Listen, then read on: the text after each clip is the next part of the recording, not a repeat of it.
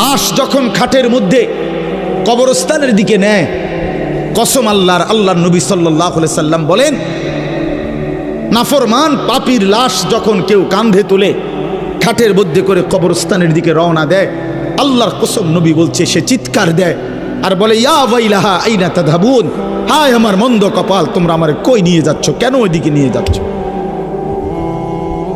রাসূলুল্লাহ সাল্লাল্লাহু আলাইহি ওয়াসাল্লাম বলেন, ওই নাফরমানের চিৎকার আল্লাহর সমস্ত মাখলুকাত, শুধু মানুষ এবং জিন ব্যতীত বাকিরা সবাই শুনতে পায়। ওয়ালাউ সামিআল ইনসানু লাসাইকা, নবীজি বলেন মানুষ যদি একবার শুনতো, সাথে সাথে সমস্ত মানুষ চিৎকার দিয়ে বেহুশ হয়ে পড়ে যেত, বেহুশ হয়ে পড়ে থাকতো। ওরে ভাইয়া, কবরের আযাব না, শুধু ওই খাটিয়াটা নিচ্ছে এখন মাত্র কবরস্থান, এই সময়ের চিৎকার। আমরা কিতাবে পড়ছি, যদি একবার জীবনে কোনো মহল্লার কোনো মানুষ কোনো নাফরমানের লাশের চিৎকার একবার শুনতো, খোদার কসম, আল্লাহর কসম, তো মানুষ আর কারো জানাজা দিত না, কাউরে আর দাফন করতো না, কারো লাশ আর কাঁধে নিত না যদি চিৎকার মারে। কথা বুঝেন নাই? তো মানুষের লাশ পড়ে থাকতো, পচে গলে যেত। আল্লাহ তাআলা দয়া করছেন আমাদের উপর, দয়া করেছেন আল্লাহ তাআলা, দয়া করেছেন আমাদেরকে। এজন্য আপনাদের কাছে বলি, আমি সহ আপনারা সবাই আমরা এই কথা ভাবতে শিখি যে আখিরাত নিশ্চিত। ছেলেরা আমার, ভাইয়া, কেন এই রং তামাশার এই জিন্দেগি? এক ওয়াক্ত নামাজ পড়তে চাও না, চুল থেকে নিয়ে পায়ের নখ পর্যন্ত রাসূলুল্লাহ সাল্লাল্লাহু আলাইহি ওয়াসাল্লামের কোনো নমুনা নাই, সাহাবায়ে কেরামের কোনো নমুনা নাই, কোরআনুল কারীমের একটি শব্দের সাথে তোমার কোনো সম্পর্ক নাই, নবী সাল্লাল্লাহু আলাইহি ওয়াসাল্লামের 23 বছরের জিন্দেগির সাথে তোমার কোনো সম্পর্ক নাই। এ কেমন জিন্দেগি ভাইয়া? এ কেমন জিন্দেগি? মসজিদে এশার নামাজ চলতেছে, ওরা স্বেচ্ছাসেবকের কার্ড গায়ে দিয়া সবাই দাঁড়ায় আছে এখানে, তো তোমগো নামাজ কোন দিন? তোমরা যুবক বৃন্দ যে আয়োজন করলাম ভাইয়া, তো তোমাদের নামাজ কোন দিন হবে? একটি সেজদার সামনে আমার মতো 100 মৌলভী, 1 কোটি মৌলভীর কি অর্থ আছে? আমি আসলেই কি আর না আসলেই কি? কিন্তু এক সেজদা, আল্লাহর নবী সাল্লাল্লাহু আলাইহি সাল্লাম বলেন, লা সাজদাতুন ওয়াহিদাতুন খায়রুম মিনাদ দুনিয়া ওয়া মা ফিহা। একটি সেজদা, নবীজি বলেছেন, একটি সেজদা উম্মত দুনিয়া এবং দুনিয়ার মধ্যে যা আছে সবকিছুর চাইতে উৎকৃষ্ট, খায়ের। সেই সেজদাটা যার ছুটে গেছে, সে কি পরিমাণ বদনসিব। আল্লাহর নবী সাল্লাল্লাহু আলাইহি ওয়াসাল্লাম বলেন, আকরাবু মা ইয়াকুনুল আবদু মির রাব্বিহি ওয়া হুয়া সাজিদ। নবীজি বলেন, বান্দা আল্লাহ তাআলার সবচেয়ে ঘনিষ্ঠ হয়, আল্লাহর কাছে যায় বান্দা সবচেয়ে বেশি যখন সে সেজদা করে। কি করে ভাইয়া? বলেন না, সেজদা করে। সেজদা করলে বান্দা আল্লাহর সবচেয়ে প্রিয় হয়। আর আরবিতে একটা নিয়ম আছে, আপনার কোনো জিনিসের পক্ষ দেখে উল্টাটা বোঝা যায়, উল্টাটা দেখে বাওটা বোঝা যায়। তো অরাফুল আশিয়া বিল আদদাদ, তো এটার উল্টা যেটা, তো এটাও তো বোঝাই যায়। আল্লাহ তাআলার সবচেয়ে ঘনিষ্ঠ হয় সেজদার দ্বারা, তো আল্লাহ তাআলার সবচেয়ে দূরে হয় সেজদা না করার দ্বারা। বান্দা আল্লাহ তাআলার কাছে সবচেয়ে ঘৃণিত হয় যখন সে সেজদা করে না। এই জন্য একটি সেজদা, একটি মাত্র সেজদা, যার দ্বারা 1 রাকাত হয় না। 1 রাকাত নামাজ হওয়ার জন্য 2টা সেজদা লাগে। একটি সেজদা না করার কারণে কিতাবের কোনো বর্ণনা আছে, ইমাম কুরতুবী বলছেন 80,000 বছর ইবলিস আল্লাহর বন্দেগী করছে। তা 80,000 বছর ইবাদতের পরে গিয়েও একদিন একবার আল্লাহ তাআলার একটা হুকুম সেজদা, একটা সেজদা করে নাই। তো আল্লাহ তাআলা অনন্তকালের জন্য তাকে মরদুদ মালউন, শয়তান ইবলিস তারে রাজিম, অভিশপ্ত বানায় দিছে, অভিশপ্ত বানায় দিছে। আরে অপদার্থ সন্তান, এই নওজোয়ান, তুই কতগুলো সেজদা দেস নাই নাফরমান, তুই কত বড় শয়তান, কত বড় শয়তান বেটা, তুই ছোটখাটো শয়তান বেটা, তো ওই শয়তানের থেকে বড় শয়তান বেটা। ওই শয়তান তো একটা সেজদা করে নাই।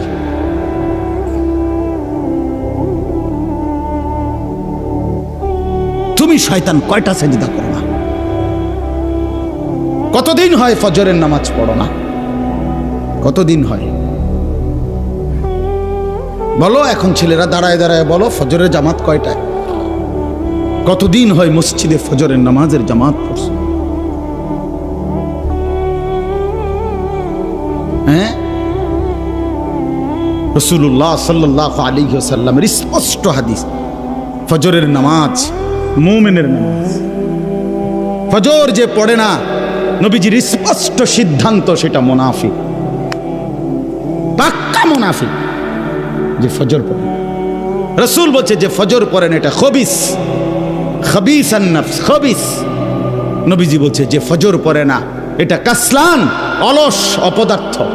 নবীজি বলছে যে ফজর পড়ে না তার দুই কানে শয়তান মুত্তা দেয়। বালা শাইতান ফি উযুনাইহি, আল্লাহ রাসূল বলছেন সাল্লাল্লাহু আলাইহি ওয়াসাল্লাম, যে ফজরের নামাজ পড়ে না তার দুই কানে শয়তান কি করে দেয়? প্রস্রাব করে, পেশাব করে দেয়। খবিস, এটা খবিস, নিকৃষ্ট খবিস।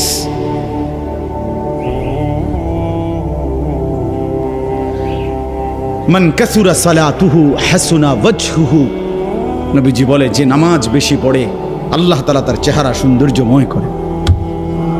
যার নামাজ যত বাড়বে তার চেহারার নুরানিয়াত, সৌন্দর্য তত বাড়বে। হোক না সে কালো, হোক না সে নিগ্রু, কিন্তু তার চেহারা মায়াময়। বেলাল তো ছিল কালো, আল্লাহ তাআলার কাছে দামি।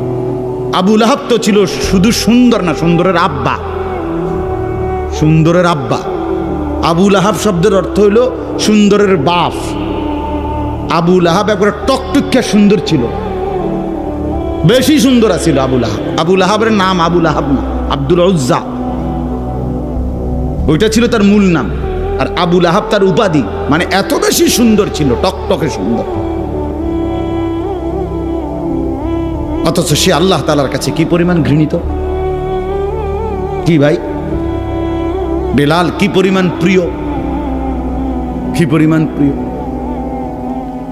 কোরআন শরীফে আছে সূরা নিসার মধ্যে 69 নম্বর আয়াত, এক হাবশি সাহাবী, এই কালো নিগ্রু সাহাবী, আফ্রিকান হাবশি সাহাবী, একদিন নবীজিকে, এক সাহাবী আল্লাহ নবী সাল্লাল্লাহু আলাইহি সাল্লামকে একদিন বলছি, ইয়া রাসূলুল্লাহ, আমার একটা প্রশ্ন ছিল, কথা ছিল।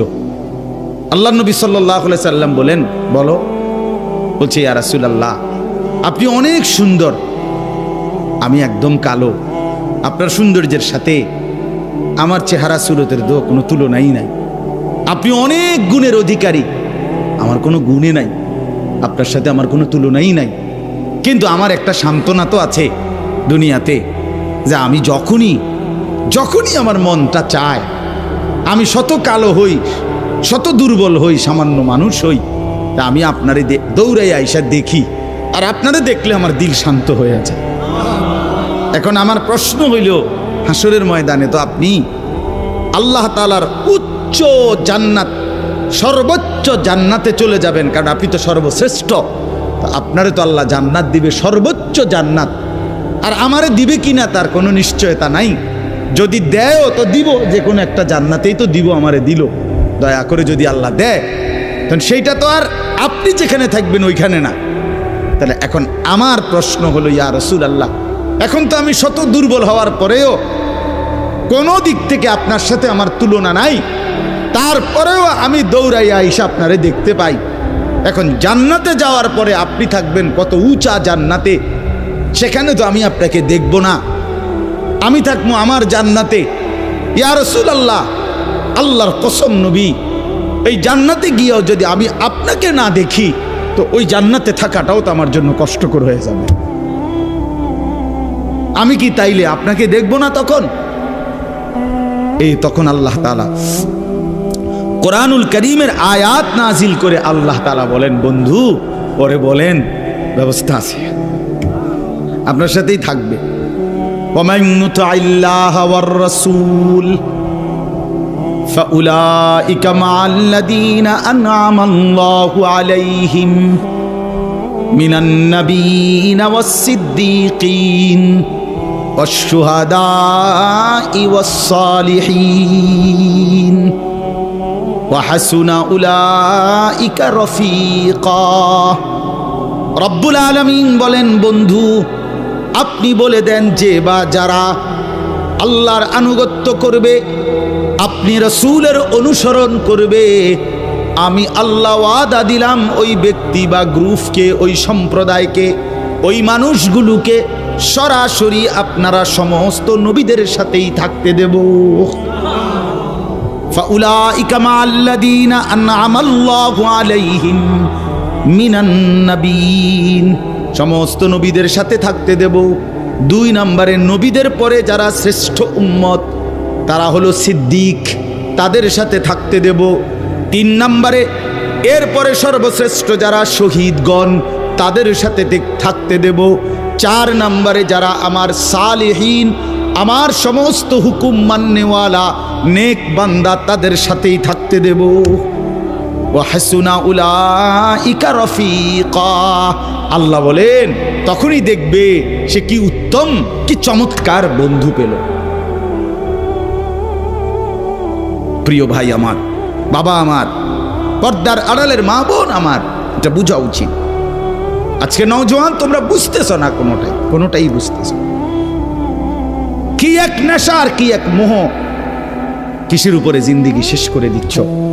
না মায়ের সাথে কোনো বাঁধন আছে, না বাবার সাথে কোনো বন্ধন আছে, না উলামায়ে কেরামের সাথে কোনো বাঁধন আছে, না ইমাম সাহেবের সাথে কোনো সম্পর্ক আছে, না আল্লাহর সাথে, না রাসূলের সাথে, না কোরআনের সাথে, না ইসলামের সাথে। কিরে ভাইয়া, মুসলমানের ঘরে জন্ম নিয়া এক মুসলমান পবিত্র মায়ের 2টা বছর দুধ খাইয়া মুসলমানের অঞ্চলে মহল্লায় থাইকা এভাবে আল্লাহরে ভুলে গেলা কেন?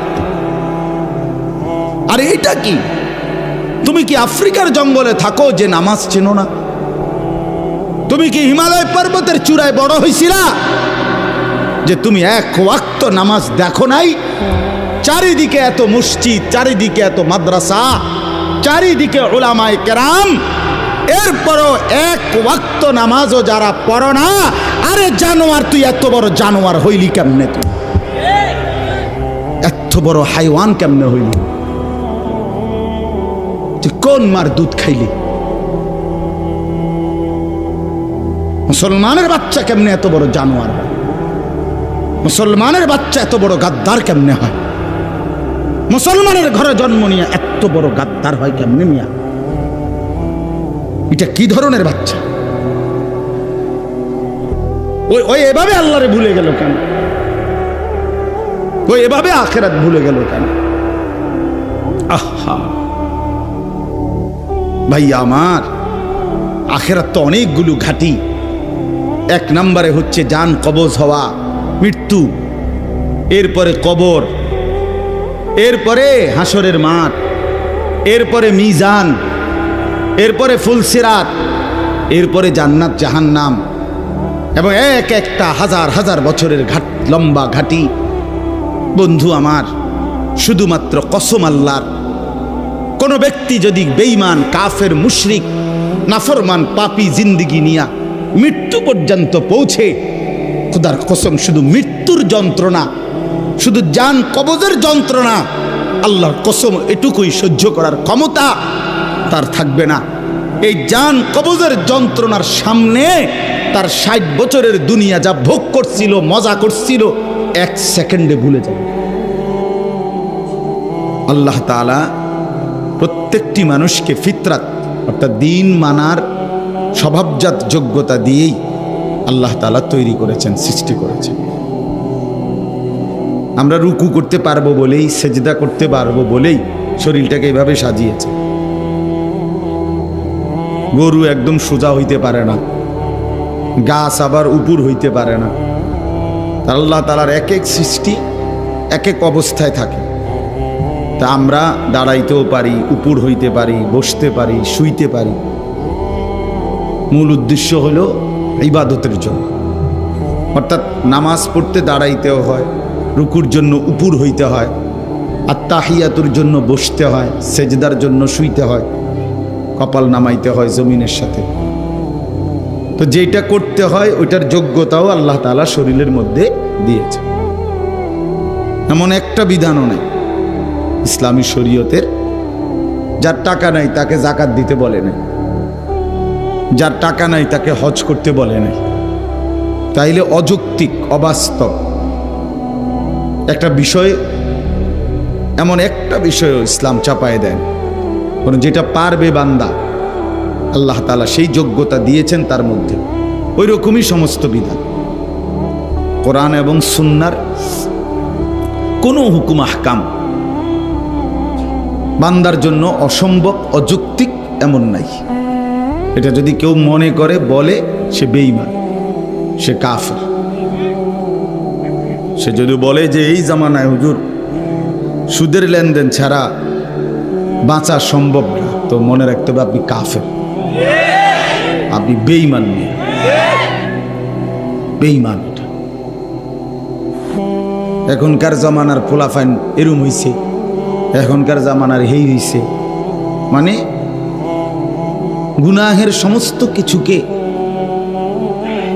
পরাজিত সৈনিকের মতো, অক্ষম, অপদার্থ, দুর্বল মানুষের মতো, কমজোরের মতো মাইনা নিস, মাইনা নিস।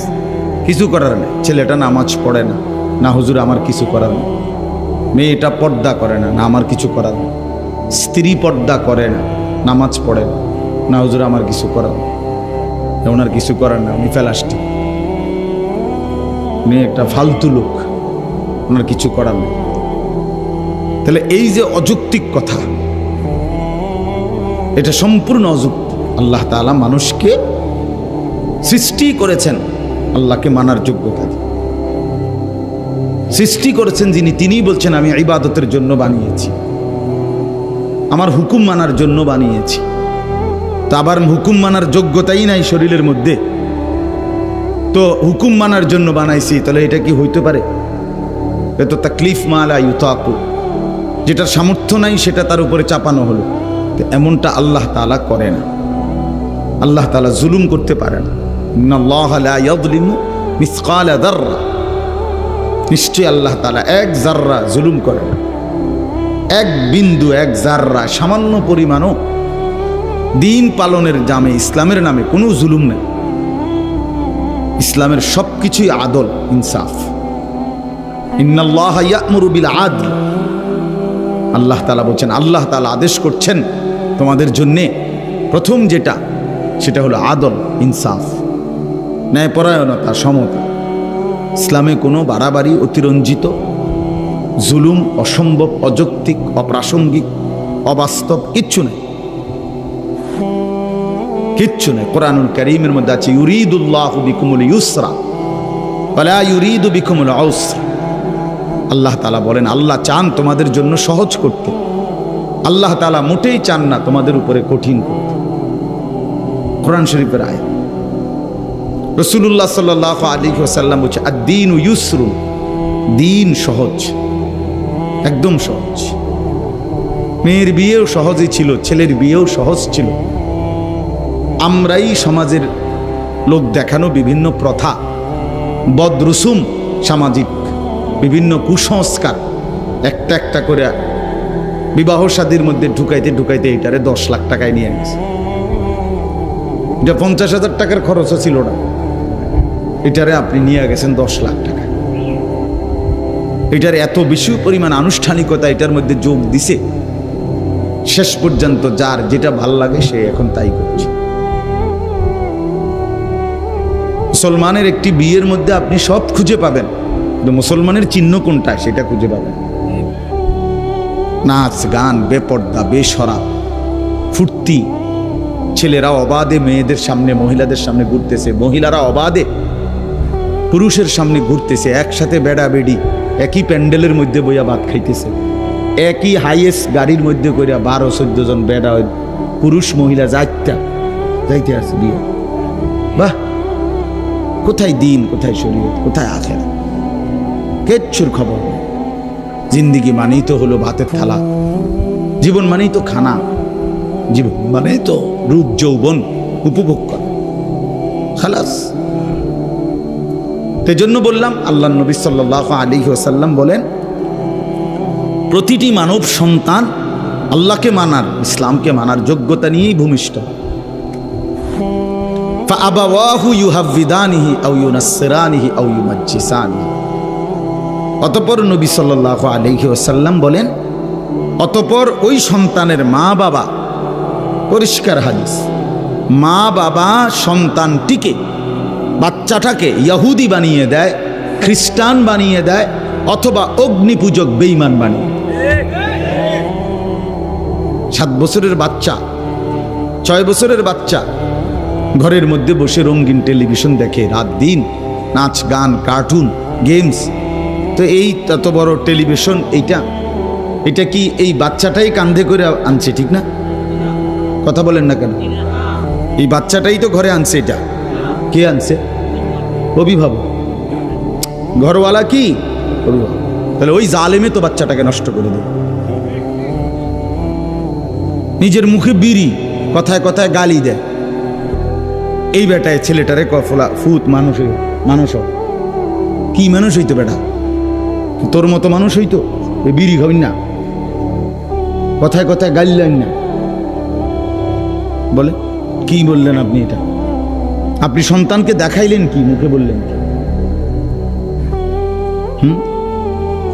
মহিলা নিজেই পুকুরের পাড়ে খোলামেলা গোসল করে। এই মহিলা তার মেয়েকে কিভাবে দিন শিখাবে, মানুষ করবে কিভাবে? মহিলা নিজেই বেপর্দা চলে। এই মহিলা তার মেয়েকে কিভাবে ভদ্র বানাবে, আখলাক শিখাবে কিভাবে, যার নিজের মধ্যে কোনো আখলাক নাই, যার নিজের মধ্যে কোনো দিন নাই? এই জন্য বললাম, এতটা পিচ্ছি বাচ্চা আপনি দেখেন তো, এই বাচ্চার হাতে মোবাইল দিয়ে দিছে, নিশ্চয়ই তার কোনো অভিভাবক দিছে। এটা বাচ্চা মানুষ, ও বাচ্চা মানুষ তো কান্দে। কান্দলে কি? কান্দলে কি মানুষ মরে যায়? কথা বলেন না কেন? কান্দলে মরে যায় মানুষ। তো কান্দলে কি হয়েছে? সমস্যা কি? কানতে কানতে ঘুমাই যাব, কানতে কানতে থাইমে যাব। কতক্ষণ কাঁদবে? 18 ঘন্টা, 24 ঘন্টা কাঁদবে সে। তার শরীরে বল পড়ে যাবে না? কতক্ষণ কাঁদবে? আহা, আস্তে আস্তে ঠিক হয়ে যাবে। হুজুর, বাচ্চা মানুষ আস্তে আস্তে ঠিক হয়ে যাবে মানে এখন বাদ দিয়ে লাইছে। আমি সব সময় বলি, ফেলে রাখলে লোহাও মাটি হয়ে যায়। তাহলে ফেলে রাখলে কোনো জিনিস আস্তে আস্তে ঠিক হয় না, নষ্ট হয়। কোনো জিনিস ফেলে রাখলে ঝংকার ধরে, কোনো জিনিস ফেলে রাখলে নষ্ট হয়ে যায়। বাচ্চাটাকে ছেড়ে দিলে, ফেলে রাখলে নিজে আস্তে আস্তে ঠিক হয়ে যাবে। আস্তে আস্তে ঠিক হবে না, আস্তে আস্তে অসভ্য বেয়াদব হবে, আস্তে আস্তে চরিত্রহীন হবে। 12 বছরের বাচ্চা, 13 বছরের বাচ্চা, সামান্য লজ্জা শরমও নাই। কার সামনে খাইতে কথা বলতেছে, কার সামনে মোবাইল টিপতেছে, কোথায় দাঁড়াইয়া পেশাব করতেছে, কোন ছোট ছেলে সমবয়সীদের সাথে আড্ডা দিতেছে, কে দেখতেছে কে দেখতেছে না, কিচ্ছুর খবর নেই। এত বড় বেয়াদব হয়ে গেল কেন? মা বাবার গাফলতির কারণে, মা বাবার গাফলতি। গত পরশুদিন আমি একটা মহাসড়কে রাস্তার পাশে আমি একজনের জন্য আমার গাড়ি একটু থামাইয়া দাঁড়াইছি। হঠাৎ দেখি পাশেই, রাস্তার পাশে 8-9 জন ছেলে, সর্বোচ্চ 13-14 বছর বয়স হবে সবগুলো ছেলের। এরা আমি গুনছি 8 জন বা 9 জন। এরা একটা সিগারেট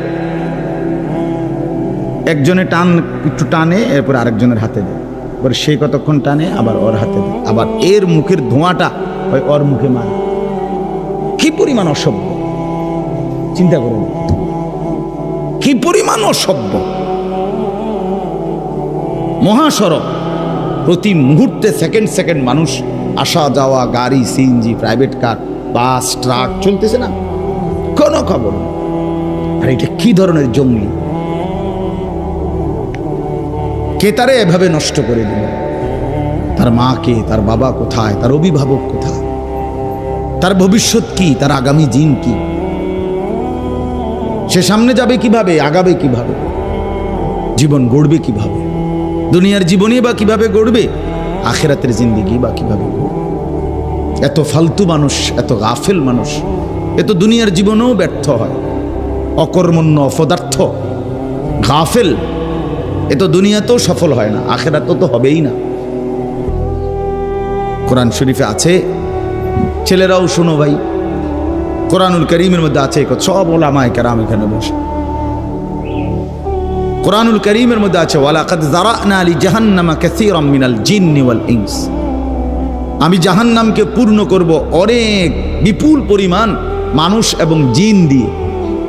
তো এখানে লম্বা আয়াত, এই আয়াতের লাস্ট কথাটা হলো আল্লাহ বলেন, যত লোককে আমি আল্লাহ জাহান্নামে দেব, সমস্ত জাহান্নামে যাওয়ার প্রধান কারণ কি? একসাথে কারণ হইল উলাইকা হুমুল গাফিলুন। এই আয়াতের শেষ শব্দ এটা। আল্লাহ তাআলা বলে সমস্ত জাহান্নামী হওয়ার একত্র কারণ হলো এরা ছিল সকলেই গাফেল। কি ছিল ভাইয়া? গাফেল ছিল।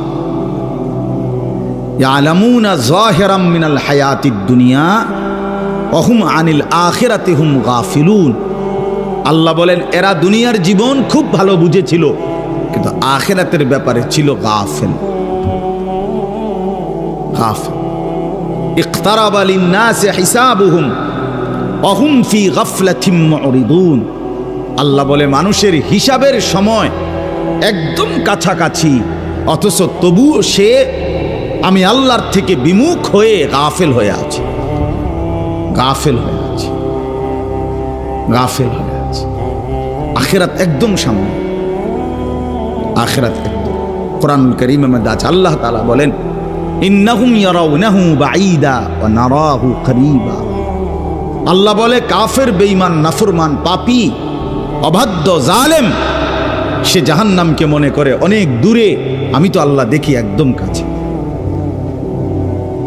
আমি তো দেখি কাছে বান্দা, তুমি তো মনে করছো অনেক লম্বা, অনেক দূর, তুমি মনে করছো 60 বছর হায়াত, আরো কিছুদিন ফুর্তি করি, তুমি মনে করছো 40 বছর হায়াত, আরো কিছুদিন ফুর্তি করি।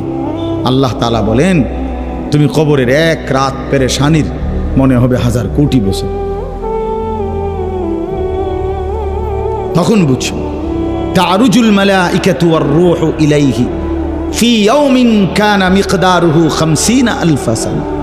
আল্লাহ তাআলা বলে বান্দা হাসরের ময়দানে যখন দাঁড়াবা তখন দেখবা যে হাসরের ময়দানের একদিন 50,000 বছর।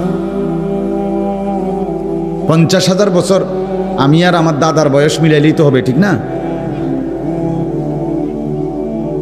কথা বলেন, আমার বংশের কমপক্ষে 18-20 জনের হায়াত একত্র করলে 50,000 হয়ে যাবে। তো তা আমরা এখানে যারা বসছি উপরে নিচে ডানে বামে, আমাকে সবার 14 গোষ্ঠীর হায়াত মিলাইলে হবে নি 50,000? বলেন হুজুর 60 করে গুণ খেরা একদিন হাসরের ময়দান কতদিন মোট সেটা আল্লাহ জানে। একদিনের হিসাব বলছে আল্লাহ 50,000 বছর।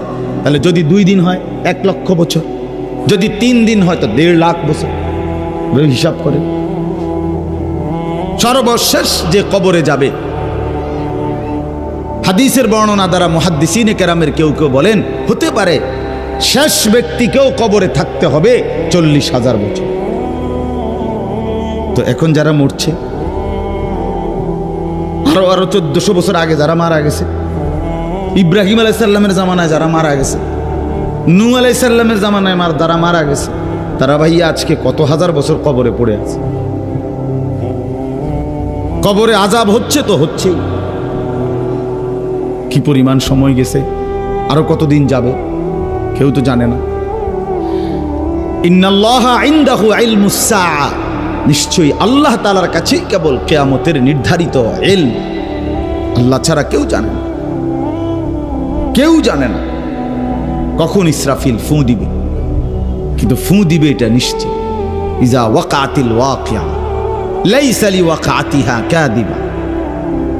আল্লাহ বলে কিয়ামত সম্পর্কিত যে ঘটনাটা বান্দা, ইসরাফিল ফু দিলে পৃথিবীটা ধ্বংস হবে, এই ঘটনাটা ঘটবেই। লাইসা লিওয়াকাতিহা কাযিবা। আল্লাহ বলেন এই ঘটনাটি ঘটার ব্যাপারে বান্দা এক যাররা মিথ্যার কোনো সম্ভাবনা নাই, কোনো সম্ভাবনা নাই। বন্ধু আমার, বাবারাও, নওজোয়ানরাও, আমিও, আপনারাও সবাই মিলে এটা বোঝা উচিত। আমাদের জীবনের সবচেয়ে বড় জিন্দেগি সৌন্দর্যের, জীবনটা সুন্দর হওয়া, উত্তম হওয়া, জীবনটা কাজে লাগা, এই ক্ষেত্রে একটা জিনিস গুরুত্বপূর্ণ। কোরআনুল কারীমের 3টি গুরুত্বপূর্ণ আলোচ্য বিষয়, পুরো কোরআনের আলোচ্য বিষয়, এর মধ্যে একটা হলো আখিরাত। 3 জিনিস কোরআনে আলোচনা, এক হলো তাওহীদ, 2 হলো রিসালাত, 3 হলো আখিরাত। এক হলো লা ইলাহা ইল্লাল্লাহ, এইটা আল্লাহ পাকের পরিচয়, আল্লাহ ছাড়া আর কেউ নাই।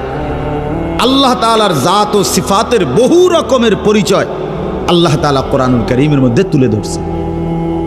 আর হলো রিসালাত, মুহাম্মাদুর রাসূলুল্লাহ সাল্লাল্লাহু আলাইহি ওয়াসাল্লাম, নবীজি সাল্লাল্লাহু আলাইহি ওয়াসাল্লামের মাধ্যমে তার জিন্দেগি, তার দ্বারা বর্ণিত হুকুম, আহকাম, আমল, ইবাদত, বন্দিগি, এই সব কিছু বুঝে নেওয়া, বুঝাই দিছেন আল্লাহ। আর হলো আল্লাহ তাআলা বলছেন আমার প্রতি বিশ্বাস, আমার রসুলের প্রতি অনুসরণ, আমার হুকুম মানার, এই সবটার মূল কারণ আখিরাত।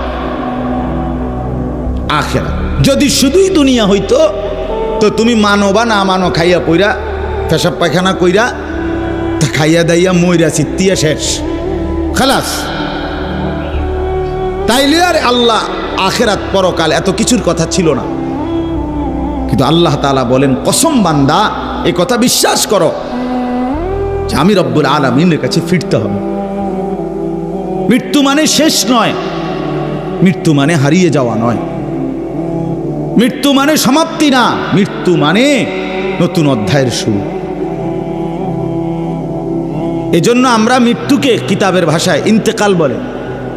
ইন্তেকাল শব্দের একটা আরবি শব্দ, অর্থ হল স্থানান্তর, শেষ হয়ে যাওয়া না। হ্যাঁ, এভাবে তিনি তার 70 বছরের বর্ণাঢ্য রাজনৈতিক জীবনের ইতি টানলেন, সমাপ্তি ঘটালেন। বাবা বক্তব্য মারিয়া দিল আর কি। 70 বছরের বর্ণাঢ্য জিন্দেগি, অসংখ্য অনিয়ম, দুর্নীতি, ছিটারি, বাটপারি, ওজনে কম দেওয়া, হাজারো রকমের জুলুম, এই সব কিছু করে উনি মৃত্যুবরণ করলেন, সমাপ্তি শেষ, আর কিছু নাই।